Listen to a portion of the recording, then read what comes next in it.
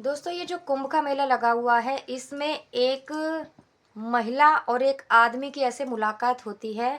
वो दोनों ही वहाँ आए होते हैं स्नान करने के लिए।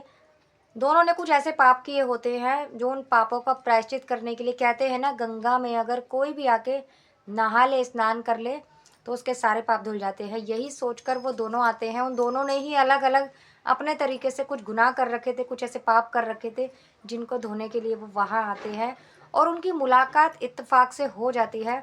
उसके बाद जो वो व्यक्ति उसके साथ लग जाता है, उसकी नीयत में जो वो पाप धोने के लिए वहाँ आया था वो फिर से उसके साथ कुछ ऐसा करना चाहता है, मतलब दोबारा से एक पाप करने की कोशिश करता है।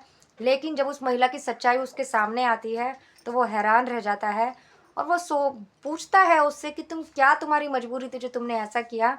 और उसके बाद उसकी नीयत उस मतलब वो क्या करता है, उससे शादी करता है या नहीं करता है, ये सब इस वीडियो में पता चलेगा आपको। क्योंकि जब वो सच्चाई अपनी बताती है तो वो हैरान हो जाता है उसकी सच्चाई सुन के। आखिर उस महिला ने ऐसा क्या किया था, ऐसा कौन सा पाप करती थी वो जिसका प्रायश्चित करने के लिए वो गंगा स्नान कुंभ के मेले में गई थी, गंगा में स्नान करने के लिए।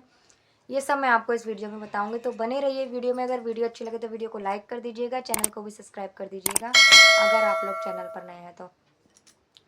दोस्तों एक महिला थी जो कि मध्य प्रदेश से नहाने के लिए कुंभ के मेले में आई थी। दरअसल वो महिला मुस्लिम थी। अब वो उसने सुन रखा था कि जो हिंदुओं का जो कुंभ का मेला लगता है इसमें किसी भी जाति का, किसी भी धर्म का व्यक्ति अगर जाकर स्नान करता है तो उसके सारे पाप धुल जाते हैं। अब उसने बहुत सारे पाप कर रखे थे ऐसे। अब वो सोचती है कि मैं भी जाऊंगी तो मेरे भी पाप धुल जाएंगे। यही सोचकर वो कुंभ के मेले में स्नान करने के लिए बड़ी दूर से मध्य प्रदेश से इसके उत्तर प्रदेश में ये जो प्रयागराज में कुंभ का मेला लगा है इसमें आती है। आने के बाद वो स्नान करने जब जाती है तो अपने जो सामान होता है उसका, जिस बैग में उसके कपड़े होते हैं और भी सामान होता है, यहाँ तक कि उसका फ़ोन भी होता है, वो वहाँ रख देती है। रखने के बाद स्नान करने चली जाती है। लेकिन जब वो स्नान कर कर आती है तो उसका बैग वहाँ नहीं होता है। कोई उसके बैग पर हाथ साफ कर देता है। अब दोस्तों जब उसका बैग वहाँ नहीं होता वो परेशान होती है उसको देखकर। जब बैग ढूंढती है तो नहीं मिलता। अब वो स्नान कर कर आई थी तो उसके शरीर के सारे कपड़े गीले हो चुके थे। अब वो इधर उधर ढूंढती है, उसके कपड़े कहीं नहीं मिलते, उसका बैग ही नहीं मिलता। लोगों से मदद भी मांगती है लेकिन कोई उसकी मदद नहीं करता, बल्कि सब ये सोचते हैं कि भीख मांगने का नया तरीका है। काफ़ी सारी महिलाओं से पैसे भी मांगती है और कपड़े भी मांगती है कि मुझे कोई कपड़े दे दे, लेकिन कोई उसकी मदद नहीं करता। अब ऐसा करते करते वो काफ़ी दूर तक पैदल चलती है। वहीं कुंभ के मेले में एक व्यक्ति और होता है जिसका नाम राजन होता है।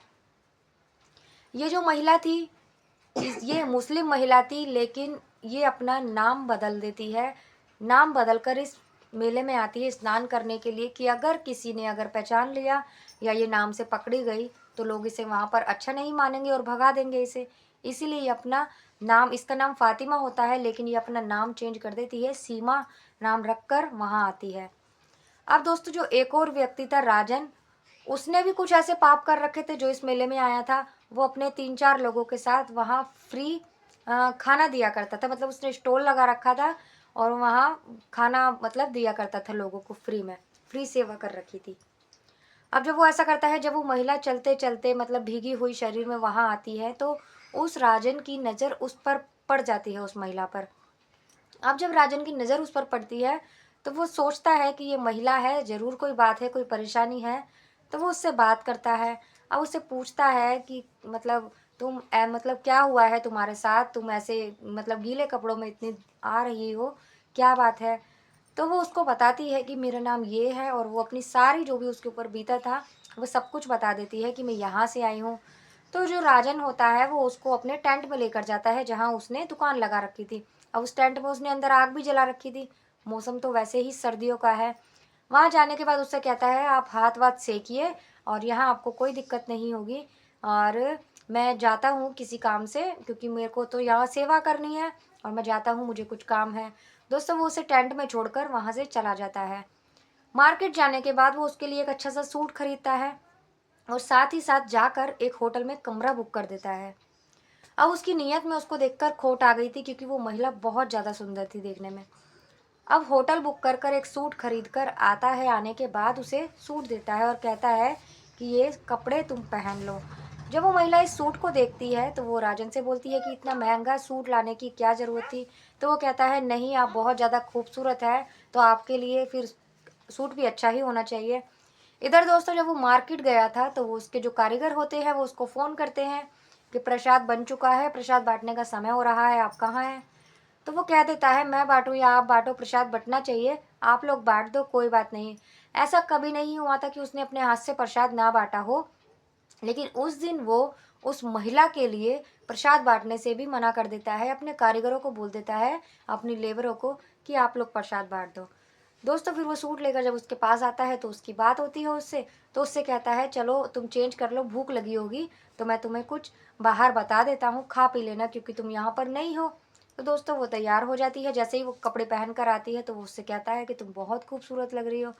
तो दोस्तों वो उसे लेकर जाता है अपने साथ। हालांकि वो खाना उसे खिला सकता था अपने स्टॉल में, क्योंकि वो खुद ही खाने का काम कर रहा था, दूसरों को खाना खिला रहा था, लेकिन वो उसे खाना खिलाने के लिए बाहर कहीं लेके जाता है।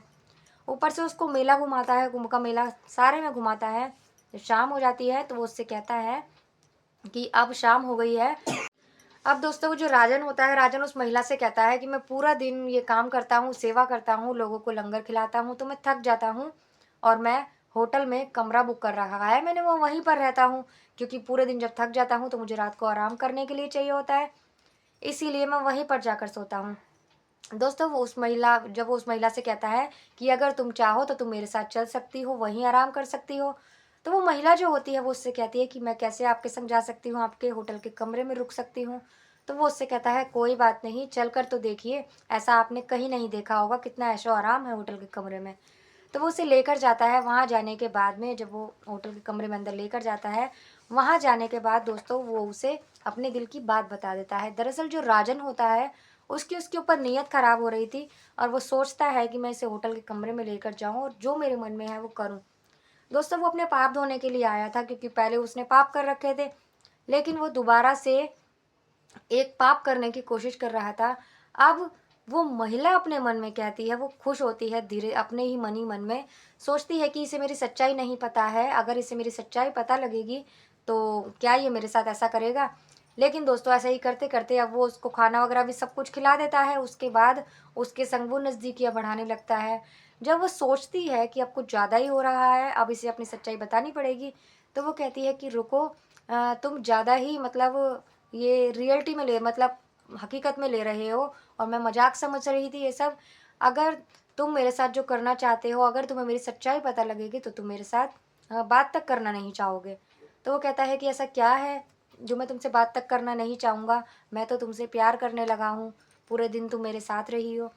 तो वो कहती है कि मैं वैश्या हूँ और मैं वैश्यावृत्ति में हूँ, मैं इसी चीज़ का काम करती हूँ कितने सालों से कम 5 साल से। अब वो जब ये बात उसको बोलती है तो वो हैरान रह जाता है सुन के। वो कहता है कि ये काम करती हो, कि तुम्हें क्या ज़रूरत पड़ गई ऐसा काम करने की, जो तुम इस काम को कर रही हो अच्छी खासी हो, कोई और काम कर सकती हो। तो वो कहती है कि मेरी मजबूरी थी, हम 5 बहनें थे, मेरा घर में बहुत ज़्यादा गरीबी थी, माली हालत ठीक नहीं थी, तो मैं काम करने के लिए बार में गई थी।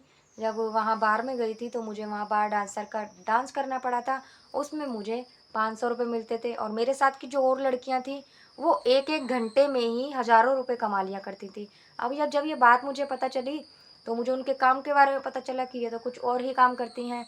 तो मुझे भी पैसों की बहुत ज़्यादा ज़रूरत थी, मेरे घर में माली हालत बहुत ज़्यादा ख़राब थी, इसीलिए मैं भी इसी काम में लग गई। और जब मुझे पैसे आने लगे मेरे पास, मेरे घर में मेरी बहनों की पढ़ाई पूरी हो गई और उनकी अच्छे अच्छे घरों में शादी हो गई, तो मुझे ये काम में कोई दिक्कत नहीं लगी और 5 साल से लगातार मैं ये काम कर रही थी। और अब मुझे लगने लगा कि नहीं, ये गलत काम है। तब मैंने अपने पाप धोने के लिए मैंने सोचा कुंभ का मेला लगा है, कहते हैं कुंभ के मेले में जाकर स्नान करने से सारे पाप धुल जाते हैं, और इसीलिए मैं इस कुंभ के मेले में आई हूँ अपने पाप धोने के लिए।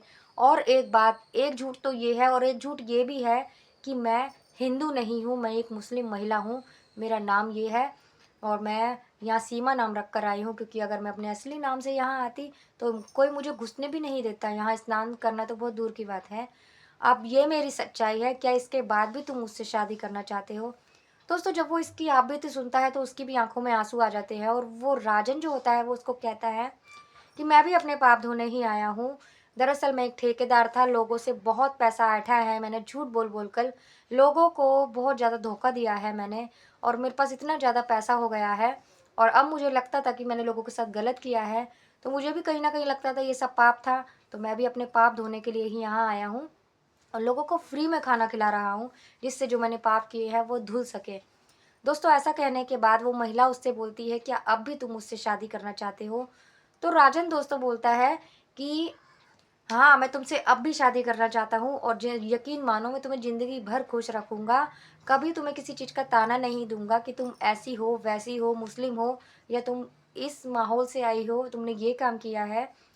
दोस्तों जब वो महिला ये बात सुनती है तो उसके गले लग जाती है। उसके बाद दोनों फिर उस होटल में ही रुकते हैं, एक पति पत्नी की तरह वो लोग वहाँ रुकते हैं, और फिर अगले दिन से ही दोनों एक साथ वही स्टॉल में काम करते हैं, और दोनों एक दूसरे मतलब लोगों को एक साथ मिलकर खाना खिलाते हैं, वही अपनी सेवा करते हैं।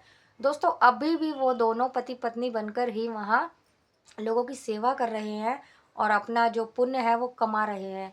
तो दोस्तों ये थी आज की कहानी, कैसी लगी आपको? क्या उसने मुस्लिम महिला ने हिंदू बनकर जो आई थी, क्या उसने सही करा था जो झूठ बोलकर आई थी, और क्या राजन ने सही करा था उसके साथ? दोनों ने आपस में रहने का फैसला जो किया, क्या वो सही था या गलत था? आप लोग कमेंट कर कर ज़रूर बताइएगा। आपको वीडियो कैसी लगी? आप लोग अच्छी लगी हो तो लाइक कर दीजिएगा, चैनल को भी सब्सक्राइब कर लीजिएगा अगर आप लोग चैनल पर नए हैं तो। और एक बात दोस्तों, कुछ प्रॉब्लम हो गई थी जिसकी वजह से मैं 3-4 दिन से वीडियो नहीं डाल पा रही थी। कोशिश करूँगी कि मैं डेली अपनी वीडियो रात को 8 बजे डालूँ। तो माफ़ी चाहती हूँ, इतने दिन से मैंने वीडियो नहीं डाली थी उसके लिए। अब मिलती हूँ अगली किसी वीडियो में एक नई कहानी के साथ। तब तक के लिए नमस्कार।